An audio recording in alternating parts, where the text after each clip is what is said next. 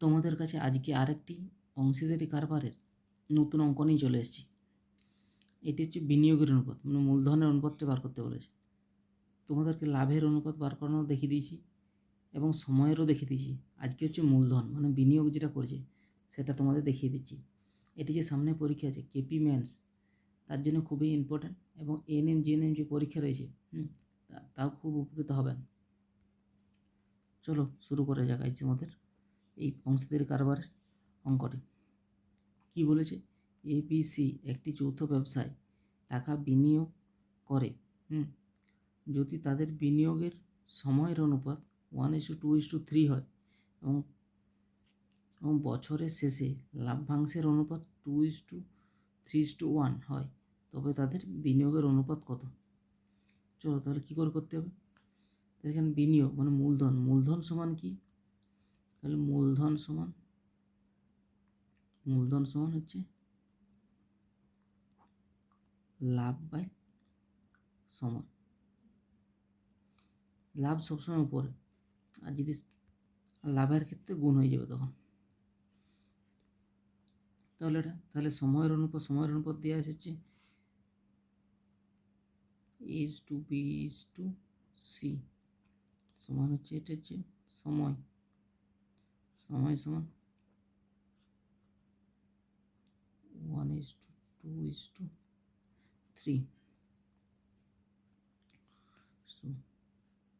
আর হচ্ছে তাহলে ABC এর হচ্ছে লাভ্যাংশের লাভ সমান হচ্ছে 2:3:1।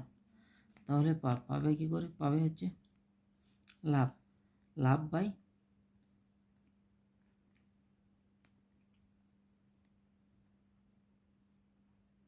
সমান হচ্ছে লাভ হচ্ছে 2/1 is 2, বি হচ্ছে লাভ 3/2, আর এটা হচ্ছে সিটা হচ্ছে 1/3।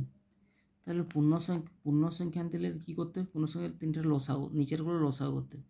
নিচেরগুলো লসাগু হচ্ছে 1, 2, 3 লসাগু হচ্ছে, তোমাদের করে দেখিয়ে দিচ্ছি। 1, 2, 3 লসাগু হচ্ছে, গুণ করলেই হবে যেহেতু খাবে না।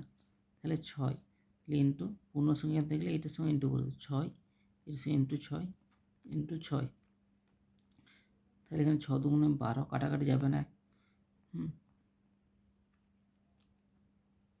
2, 3, 9 is 2, 3 দুগুণে 2।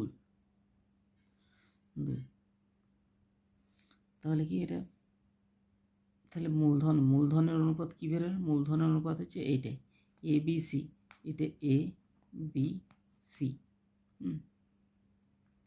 এটাই অ্যান্সার। এর পরের দিন এটা অ্যান্সার, ABCর অনুপাত হচ্ছে 12:9:2। এর পরের দিন নিয়ে আসবো তোমাদের এর অংশীদারি কারবারে কতগুলো প্র্যাকটিস নিয়ে আসবো। চলো আজ এই পর্যন্তই থাক। পরের দিন নেক্সট কতগুলো অংশীদারি কারবারের কতগুলো প্র্যাকটিস অঙ্ক নিয়ে আসবো। ঠিক আছে, বাই।